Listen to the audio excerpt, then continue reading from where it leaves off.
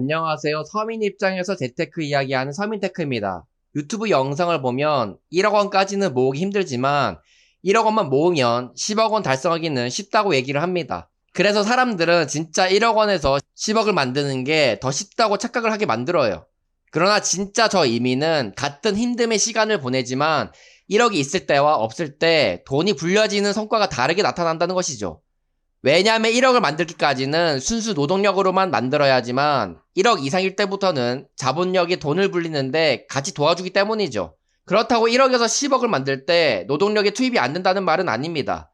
오히려 1억을 만들 때보다 더 열심히 노동을 해야 가능한 것이죠. 1억을 만들 동안 배워야 하는 것은 어떻게 해야 최대한 높은 소득을 늘리고 저축을 해야 하는지와 올바른 투자 방법으로 돈을 불릴 수 있는 방법입니다. 이것들을 하지 않으면 1억이 있어봤자 그 돈을 10억으로 만들 수 없습니다. 그래서 저 영상들의 댓글을 보면 나는 1억이 있는데 내 인생 그대로인데 라고 하는 사람들이 있습니다. 그 사람들은 1억을 아무 생각 없이 모았거나 쓸 거 다 쓰고 모아진 돈이기 때문에 그 뒤에 할 수 있는 게 없는 것이죠. 하지만 절실하게 돈을 빨리 모으면서 재테크에 관심을 가지면 누구나 10억 가까이 되는 돈을 만들 수가 있다고 생각합니다. 1억을 모으는 시간과 1억을 10억으로 만든 시간은 비슷할 수가 있습니다. 왜냐하면 돈이 벌리는 것은 기하급수적으로 올라가기 때문이죠. 유튜브에 돈은 기하급수적으로 벌리는 거라고 말로만 하는 사람들이 있는데 실제 제 경험을 보여드리겠습니다. 이것은 제가 직장을 다니고부터 현재까지 자산을 나타낸 그래프인데요. 자산이 상승하는 곡선이 한눈에 봐도 초반에 천천히 올라가다가 후반부에는 급격히 상승하는 걸 알 수가 있어요. 29살 사회초년생이었던 저는 학자금 대출 마이너스 3,300만원부터 시작해서 첫 월급이 300만원이었는데 그중 200만원을 저축하여 1년 6개월 동안 학자금 대출을 다 갚았습니다. 그때 나이가 30살이었고 그때부터 여자친구 헤어지고 나서 주말에 편의점 알바하며 월 300만원을 모아 32살에 4,500만원 정도 모았고 그때 제가 갖고 싶었던 스포츠카를 1년 정도 탔습니다. 그래서 32살에서 33살까지는 겨우 500만원만 모았던 것이죠. 이렇게 돈 안 모으고 살다간 인생 망할 것 같아 차를 팔고 목돈과 신용대출로 1억 정도의 오피스텔을 매수하여 이자 빼고 남은 월세 25만원을 받게 되었어요. 33살에 저의 인생 첫 불로소득을 맛보았던 것이죠. 이때 왜 아파트가 아닌 오피스텔을 매수했냐면 대출에 대한 두려움 때문에 안정적인 수익을 추구했기 때문입니다. 월세 받으면 대출이자 빼고 확정적인 수익이 났으니까 말이죠. 오피스텔 매수 이후 저는 최대한 대출을 갚기 위해 퇴근 후와 주말에 배달을 하고 월세 수익과 같이 열심히 모아 월 4, 500만 원을 모을 수가 있었고 소액이지만 주식투자 소득과 함께 1년 만에 8천만 원의 대출을 갚을 수가 있게 되었습니다. 그 이후 다시 또 대출을 일으켜 아파트를 목돈 2천만 원으로 전세 끼고 매수했었는데요. 매수하자마자 얼마 안 가 아파트가 1억 상승해 주었습니다. 이렇게 34살에 제 자산이 급격히 증가하는 것을 보고 돈이 돈을 벌어다 주는 게 이런 느낌이구나 라는 걸 깨달았습니다.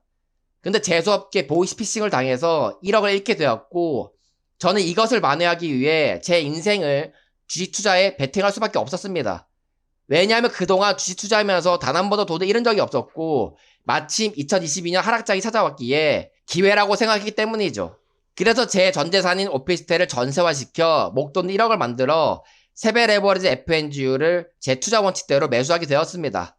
하락할 때마다 분할로 매수하여 평단을 낮추었지만 주가는 더 하락하게 되어 제 계좌 수익률은 마이너스 50% 이상이 되었고 심지어 투자한 아파트도 상승했던 1억을 다 반납하면서 하락하게 되었습니다. 그래서 제 자산이 최고로 높았던 2억 7천만 원에서 9천만 원으로 떨어지게 되었습니다.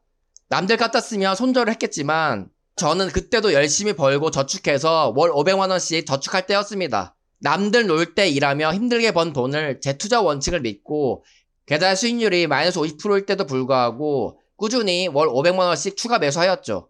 그 과정을 반복하며 시간을 보내다 보니 주식은 500% 상승해 주었고 자산이 상승하는 동안 저축도 꾸준히 해왔기 때문에 제 자산의 상승은 급격히 올라갈 수 있게 된 것이죠. 인생을 살다 안 좋은 일이 있을 수가 있는데 그 일이 꼭 나쁘지만 않을 수가 있습니다. 제가 만약 보이스피싱을 안 당했다면 전 재산 1억을 세배 레버리지 FNGU에 모두 투자할 수 있었을까요? 아마 그렇지 않았을 겁니다. 매수해봤자 몇천만 원이었겠죠. 그래서 호재가 호재가 아니고 악재가 악재가 아니라는 말이 있는 것입니다. 이처럼 제 자산 그래프를 보면 1억이 되기까지 돈을 버는 방법을 잘 몰랐고 중간에 차에 소비도 했기 때문에 5년 이상이 걸렸습니다.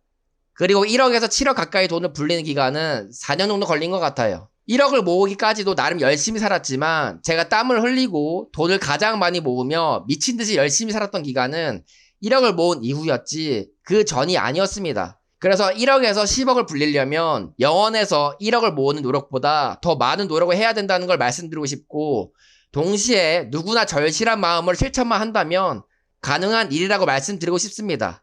사람들은 내가 중소기업 다녀 돈을 못 벌기 때문에 저 얘기는 내 얘기가 아니다 라고 생각하시겠지만 저는 중소기업을 시작으로 했고 심지어 빚이 있는 상태였습니다.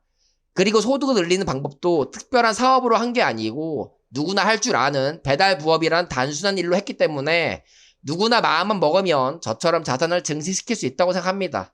빚이 없었다면 제가 파이어족을 하기까지 걸렸던 시간은 31살부터 38살이니 7년이 걸렸네요. 솔직히 저 기간 동안 소득을 늘리고 저축하기 힘들기는 합니다.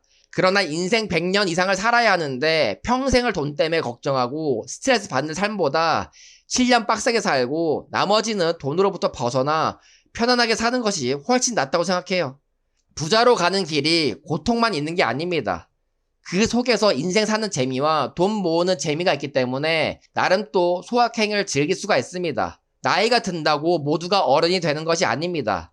이런 고통스러운 과정을 겪고 성과를 얻는 경험을 해봐야 인생을 깨달을 수 있는 진정한 어른이 될 수가 있는 것이죠. 특히 자본주의 세상에서 돈에 대해 아는 것이 곧 세상을 살아갈 수 있는 지식이자 힘이기 때문에 자산을 증식시킬 수 있는 사람이 되셔야 합니다. 여러분만의 자본 스토리가 있어야 나이가 들어도 인생이 허무하지 않는 것이지 아무 생각 없이 시간만 지나서 나이가 들어버리면 허무함과 동시에 자존감이 떨어질 수밖에 없을 거예요.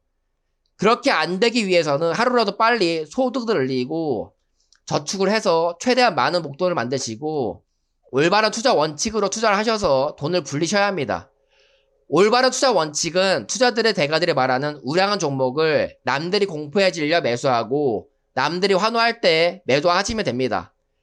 대부분 사람들이 공포에 매수하지 못하는 이유는 월 저축액이 적기 때문입니다. 월 저축액이 높으면 내가 투자한 목돈을 잃더라도 언제든지 노동만으로도 회수할 자신이 있기 때문에 그 공포를 이기고 매수할 수 있는 것입니다.